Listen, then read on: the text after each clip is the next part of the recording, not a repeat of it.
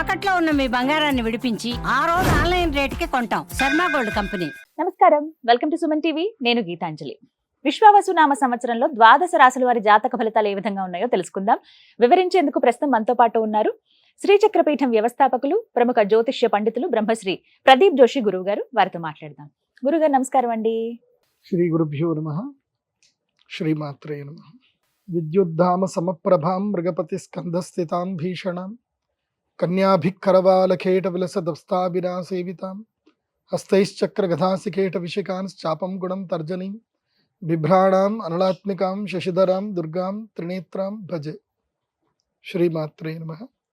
శ్రీ గురుభ్యో. మేషాది ద్వాదశ రాశుల యొక్క ఫలితాలు మనం ఈ విశ్వావసు నవ సంవత్సరంలో తెలుసుకోబోతున్నాం. ముందుగా ప్రేక్షకులందరికీ, సనాతన ధర్మ బంధువులందరికీ మీకు కూడా శ్రీ విశ్వావసు నామ సంవత్సర ఉగాది శుభాకాంక్షలు. ఈ విశ్వావసు నామ సంవత్సరంలో కుంభరాశి వారి జాతక ఫలితాలు, వారి ఆదాయ వ్యయాలు ఏ విధంగా ఉన్నాయో తెలియజేస్తారండి. ఈ విశ్వావసు నామ సంవత్సరంలో కుంభరాశి వారికి ఆదాయం 8, వ్యయము 14, రాజపూజ్యం 7, అవమానం 5. కుంభరాశి వారికి ఈ సంవత్సరం, కుంభం అంటే ఏంటి? నిండు కుండ. ఈ నిండు కుండ ఎట్లా ఉంటుంది అని అంటే ఈ సంవత్సరం కొంచెం బాగుంది. అవునా? కొంచెం బాగుంది. అంటే ఎలా శని దశ ఉంది కదండి, భయపడుతున్నారు చాలా ఏలినాటి మంది. శని ఆ. 2.5 సంవత్సరాలు కదా. ఏలినాటి శని తెలుసుకోండి. నెత్తి మీద నుంచి 7.5 సంవత్సరాలు అంటే ఇప్పుడు మేషరాశి వారికి ఇక్కడ ఉంటాడు, మీన రాశి వారికి ఇక్కడ ఉంటాడు, మకర రాశి వారికి ఏంటంటే కుంభ నాభి స్థానము నుంచి కిందికి దిగుతా ఉంటాడు. కుంభరాశి వారికి కుంభరాశి వారికి దిగుతా ఉంటాడు. కాబట్టి కుంభరాశి వారు ఒక్క తప్పు మాత్రం చేయొద్దు. ఈ సంవత్సరం పెళ్లి చేసుకోవద్దు. పెళ్లి చేసుకోవద్దు, రిలేషన్షిప్ జోలికి అస్సలు వెళ్ళకూడదు. ఎందుకోసం అంటే ఇట్లాగే జరిగిన సందర్భం చెప్తాను. ఎల్లాంటి శని పోయే ముందు మకర రాశి వాళ్ళకి ఏం జరిగిందో చెప్తాను, వినండి. వాడు మంచి ఐటీ ఎంప్లాయ్, నెలకి 3 లక్షలు సంపాదిస్తాడు. మంచి సంపాదన, అమ్మ నాన్న ఇల్లు అంతా బాగుంది. మ్యాట్రిమోనీ వెబ్సైట్లోకి వెళ్ళాడు, పెళ్లి సంబంధాలు చూస్తున్నాడు, దొరకట్లేదు. ఒక అమ్మాయి ఇతనికి పింగ్ చేసింది, మెసేజ్ చేశాను. అమ్మాయి చూడడానికి కూడా ఏమంతా బాగుండదు. సరే ఏంది అంటే, ఏం లేదు, ఊరికే మీ ప్రొఫైల్ బాగుంది, మీరు ఎట్లా నన్ను ఒప్పుకోరలేండి, కానీ కాకపోతే మీతో మాట్లాడాలనిపిస్తుంది అని చెప్పేసానంటే వీడు సరే అని మాట్లాడాడు. తర్వాత ఏమైంది, ఒకరోజు కాఫీకి కలుద్దామని అంటే పోయి కాఫీకి కలిసాడు. ఆ అమ్మాయి ఏం చేసింది, వీడిని మెల్లిగా హనీ ట్రాప్ చేసేసింది. వీడికి ఏమన్నదంటే, నాకు అవసరం ఉంది, నీకు అవసరం ఉంటే రా, ఏం అవసరం లేదు, మ్యూచువల్గా ఎంజాయ్ చేద్దాం అని చెప్పింది.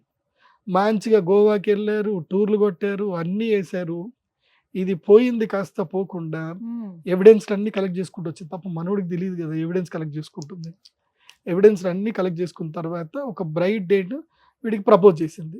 వీడు అన్నాడు, ఏదో అర్జున్ రెడ్డి సినిమాలో వాడుకో కొట్టినట్టుగా ఐ లవ్ యూ వద్దు అని అంటే, బ్రైట్ రోజున లేదు నేను మొదలే చెప్పిన కదా, సింపుల్ కమిట్మెంట్ అనుకున్నాం కదా, ఇవేం ప్రేమలు గీమలు ఏం లేవు, పెళ్ళి లేవంటే, సరే రేపు నేను జూబ్లీ హిల్స్ పిఎస్లో కంప్లైంట్ చేస్తా రా అని చెప్పేసి పోయింది. జూబ్లీ హిల్స్ పిఎస్లో రేప్ కేసు కంప్లీట్ చేసేసింది. అయితే నన్ను పెళ్లి చేసుకుంటాను, తిరిగి నన్ను మోసం చేసిండు అని రేప్ కేసు కంప్లైంట్ ఫైల్ చేసింది. ఇప్పుడు వాస్తవము ఇద్దరికీ తెలుసు, కంప్లైంట్ తీసుకున్న ఆఫీసర్కి కూడా తెలుసు. వీడు అన్ని ఎవిడెన్స్ అన్ని చూపించిండు, సార్ ఇట్లా ఉంది సార్, ఇట్లా చాటింగ్ చేసింది సార్ అని చెప్పిండు. కానీ ఆయన ఏం చేయలేడు కదా, పోలీస్ ఆఫీసర్ కూడా ఏం చేయలేడు కదా, కోర్టుకు పోవాలి, చుట్టూ తిరగాలి.